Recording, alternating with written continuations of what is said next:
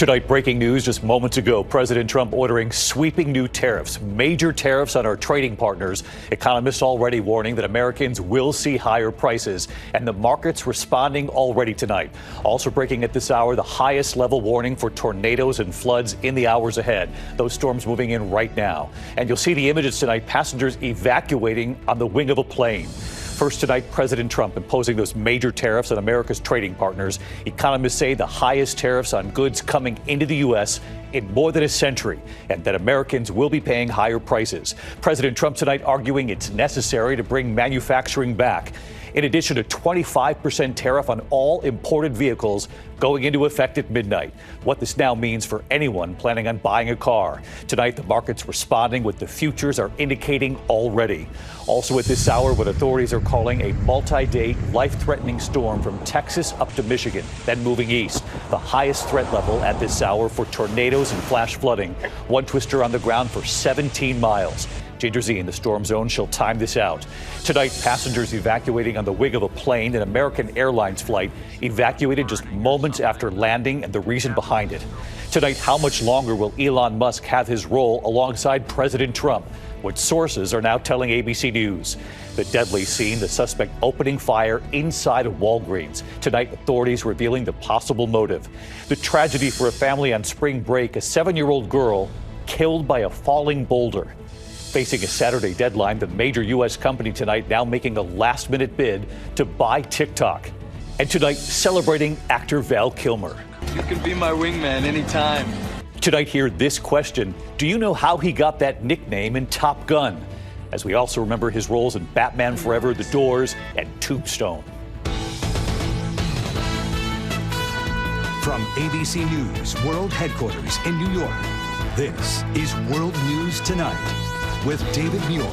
Good evening, and it's great to have you with us here on a very busy Wednesday night. These life-threatening storms moving in, the highest threat level for tornadoes and storms, multiple states.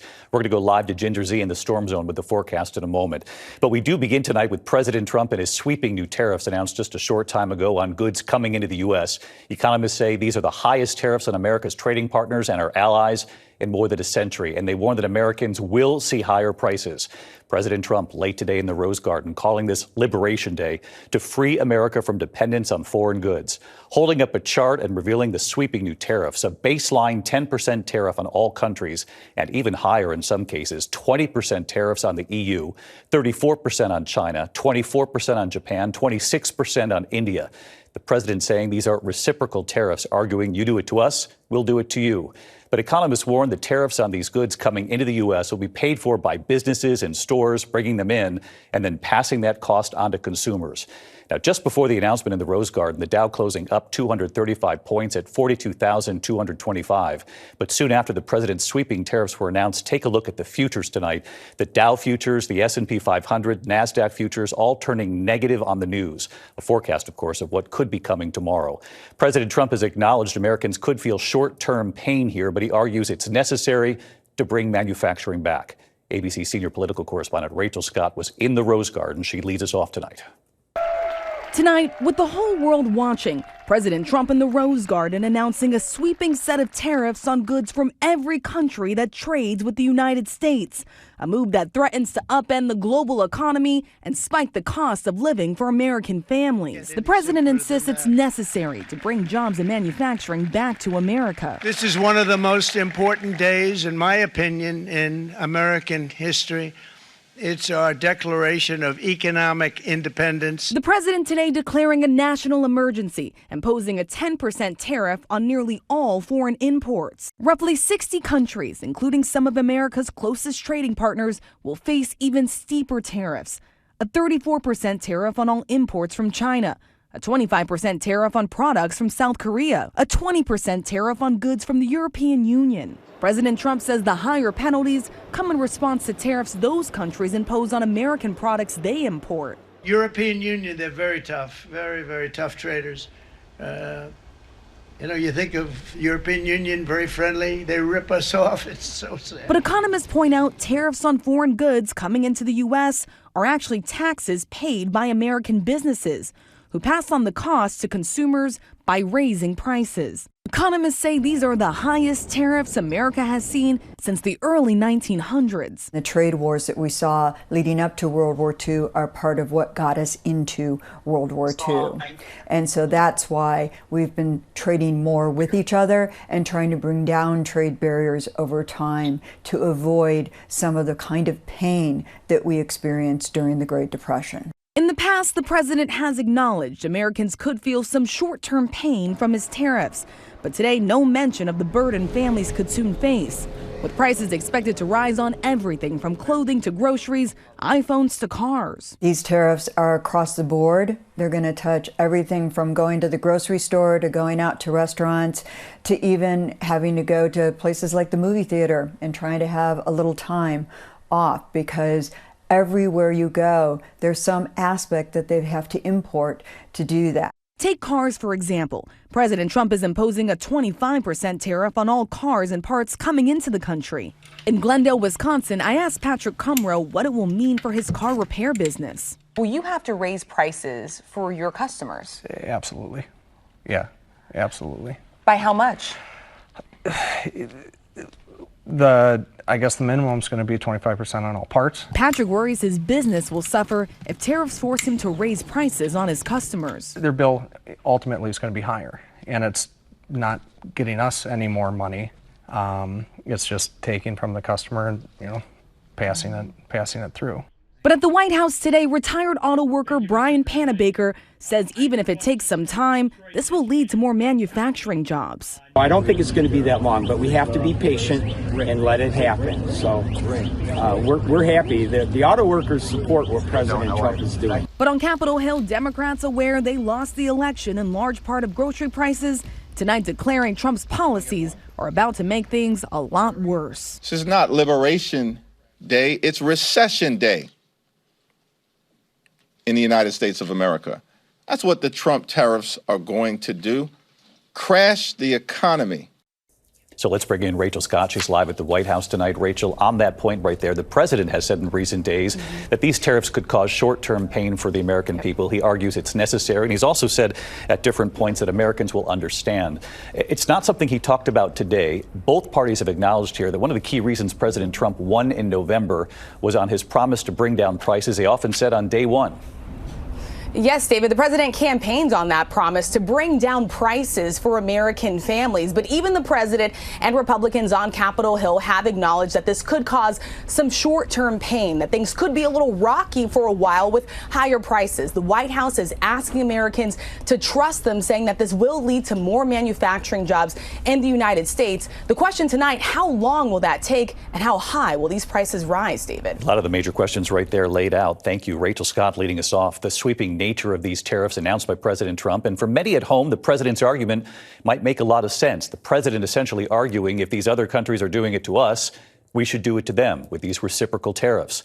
But what's the impact of this move on American consumers with tariffs unlike anything we've seen in this country in more than a century? Let's bring in our chief business and economics correspondent, Rebecca Jarvis, because, Rebecca, we've heard from economists across the board all afternoon since this announcement was made that American consumers will feel this, an impact from tariffs that we haven't seen since the early 1900s. Right. And these are very high tariffs. We haven't seen them this high. And the reaction on Wall Street was immediate. We certainly saw it reflected, as you showed, in futures. The minute the president brought out that chart of reciprocal tariffs, the futures market, which is what tells us where the stock market opens tomorrow, swung lower. The S&P 500, that's what's in most retirement accounts. Right now, it's down about 3.7%. And the Dow is down more than 1,100 points. There's still a lot of unknowns here behind the scenes, how foreign countries might retaliate. But what we do know, David, is how companies handle tariffs. They pay a higher price at the border and they pass that off to consumers. It's what you heard from Rachel tonight, and it's what I hear every day when I talk to businesses who are struggling with these questions, everyone from farmers to restaurant owners to mechanics, David. And just a few seconds left. We've covered Made in America on this broadcast for almost 15 years now. We love when jobs come back to the U.S., but getting these factories up and running takes years. It's a long road, 3 to 5 years, billions of dollars in investment, David. Right. Rebecca Jarvis on this as well tonight. Rebecca, thank you. We turn to the other major news this Wednesday night, what authorities are calling a multi-day life-threatening storm across multiple states, from Texas all the way up to Michigan and then moving east. The National Weather Service tonight warning millions to prepare for this. This system already triggering violent weather. But the main line of storms and potential tornadoes hit after dark tonight, and then days of heavy rain and life-threatening flooding. Chief Meteorologist Ginger Zee, she's live in the storm zone with the forecast in a moment, but ABC's Victor Oquendo here with the images already. He's in Paducah, Kentucky tonight. Tonight, a dangerous and potentially deadly multi-day severe weather outbreak is underway. Families in the Heartland bracing for dangerous tornadoes and flooding so extreme, the National Weather Service is calling it a once-in-a-generation weather event. Please take shelter. This massive funnel spotted south of St. Louis near Potosi, Missouri this afternoon. This doorbell camera catching a pre-dawn transformer explosion as tornado-warned storms moved into Owasso, Oklahoma, just outside Tulsa. Torrents of rain inundating drivers. This neighborhood hit hard. Trees, fences, and multiple homes heavily damaged. This roof peeled back. South of Kansas City, in Nevada, Missouri, this 360-degree view of the devastation after a confirmed EF1 tornado with winds near 100 miles an hour. It was on the ground for 17 miles. And to the east, in Pilot Grove, a 7-mile-long trail of destruction through town. Authorities say it's a miracle no one was hurt. Kentucky Governor Andy Beshear warning families to be ready. We're really concerned about people's safety, especially in the overnight. And David, the governor declaring a state of emergency ahead of the storms. Here in Paducah, we are under a particularly dangerous situation, tornado watch, and that's followed with the strong possibility of flash flooding. The next few hours will be critical. David? Yeah, millions on the watch tonight. Victor, thank you. Let's get right to Chief Meteorologist Ginger Zee. She's live in Memphis tonight, where they're under a tornado watch and a flood watch. And Ginger, as Victor just pointed out, this is widespread, multiple states. So take us through it. What are you most concerned about tonight?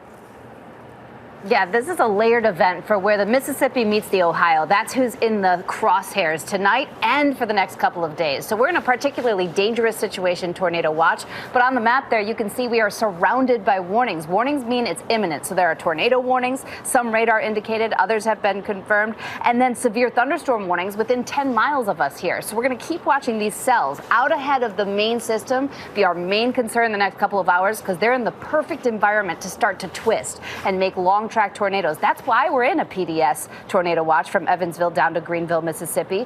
Time it out. We take that main line through here later tonight, say 9, 10, 11 p.m. in Memphis, but then we're clear of it for a bit before it starts bubbling back up along that stationary front. The thunderstorms are going to ride along it, and that's where we're going to have a big time problem and why we have that PDS flood watch. You know, David, high risk days for flooding don't happen often. Tomorrow we will have one. That's when we see 1/3 of the deaths in flash flooding. It's also where more 80% of the damage comes from. And I will just leave you with this.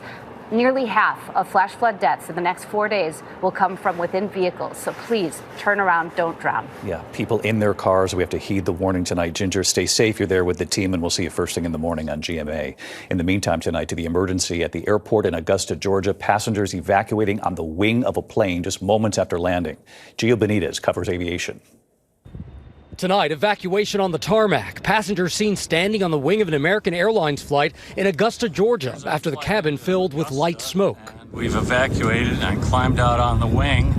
Sean O'Connor filming soon after he exited. There was a haze, not a heavy dark smoke, but you could see it, you could smell it, and immediately I knew there was a problem. The regional jet landing from Charlotte, North Carolina Tuesday morning. But after landing, American Airlines says there was a maintenance issue. The flight crew then reporting that haze and stopping the plane. The captain came on and said, "Evacuate now." And we were horrified. It was very scary. Everybody jumped out of their seat. Fire trucks meeting the CRJ 900 on the airfield. The small plane not equipped with slides, some passengers using the stairs, others seen exiting towards the back and jumping down from the wing. Everyone making it out safely. And David, American Airlines saying tonight that safety is a top priority and apologizing for the inconvenience. The FAA is now investigating. David. Gio Benitez with us tonight. Gio, thank you. Next here tonight, how much longer will Elon Musk have his role alongside President Trump? What sources are telling ABC News tonight, and it comes after 2 election wins in Florida last night, but a major loss in Wisconsin where Elon Musk spent millions of his own money. Here's our chief White House correspondent, Mary Bruce. Tonight, sources tell ABC News Elon Musk's days as President Trump's right hand in the White House could soon be coming to an end. As a, quote, special government employee, Musk's appointment was only supposed to last 130 days, but there were hints Trump wanted to keep him on longer. The world's richest man and his Doge team have dominated the early days of the administration. This is the chainsaw for bureaucracy. But Musk's chainsaw approach to slashing jobs and government programs sparking anger at town meetings. Elon was going to be the main topic tonight, and he's going to continue to be the main topic tonight because we are all freaking pissed off about this. You're going to hear it and feel it. And causing frustration among cabinet secretaries. Everybody. Overnight, voters in Wisconsin delivered Musk a firm rebuke, rejecting his choice for a state Supreme Court seat after the billionaire campaigned aggressively in the state and poured millions into the race. And now the president himself has been indicating Musk's time may be up. I think he's amazing, but I also think he's got a big company to run, and so at some point he's going to be going back. He wants to. Now, Musk's term would come to an end around the end of May, and despite those earlier suggestions that the president might want to keep him on longer, the White House tonight insists the president still supports Musk and the work he's doing. David. Mary Bruce, who was on the air with us this afternoon as well. Mary, thank you. When we come back tonight, the tragedy for a family on spring break, a 7-year-old girl killed by a falling boulder. Also tonight, remembering Val Kilmer, the actor, and where that nickname came from in Top Gun. And look at the deadly scene tonight, the suspect opening fire inside a Walgreens, and authorities this evening now revealing the possible motive in a moment here. Tonight, the deadly pharmacy shooting, the suspect now charged with murder, pleading not guilty. It happened in Madera, California. Prosecutors say Narciso Fernandez opened fire inside a Walgreens, killing an employee. Prosecutors believe he had a grudge against large pharmacies, driving more than 80 miles to get to that store. Tonight, a family tragedy at a ski resort in Lake Tahoe, Nevada. Authorities say a 7-year-old girl was killed by a falling boulder at Diamond Peak. She was on a hillside near the base lodge when the large rock broke loose. When we come back tonight, the major U.S. company now trying to buy TikTok, and remembering actor Val Kilmer tonight and how he got that nickname. To the index, the New York Times tonight reporting Amazon has now placed a bid to buy TikTok, the popular app in danger of being banned across the U.S.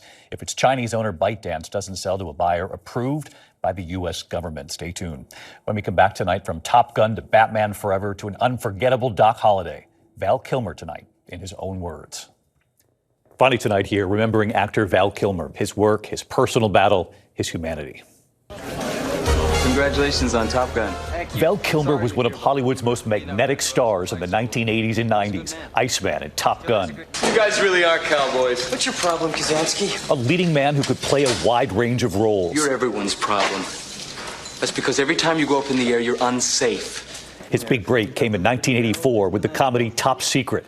My name's Nick. Nick? What does that mean? Nothing. My dad thought of it while he was shaving. 2 years later, playing opposite Tom Cruise in Top Gun. You can be my wingman anytime. There was a line in the movie that revealed the reason behind his nickname, Iceman. It's the way he flies, ice cold, no mistakes.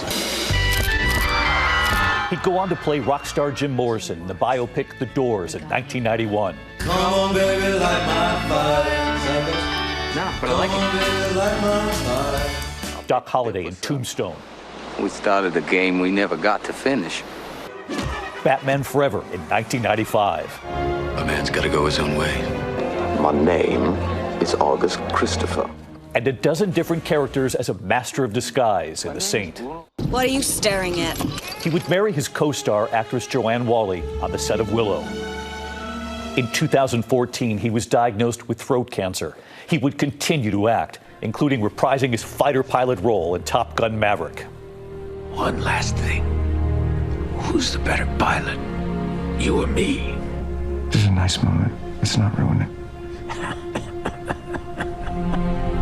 Val Kilmer died overnight at the age of 65, surrounded by family and friends. In a 2021 documentary, his son Jack narrating for his father, who had lost his voice to cancer. In order to find each character, I've had to put a little bit of me in them and find a little bit of them in me. I have behaved poorly. I have behaved bravely. And I have no regrets because I've lost and found parts of myself that I never knew existed. And I am blessed. What a body of work, and so brave in the end. I'll see you tomorrow. Good night.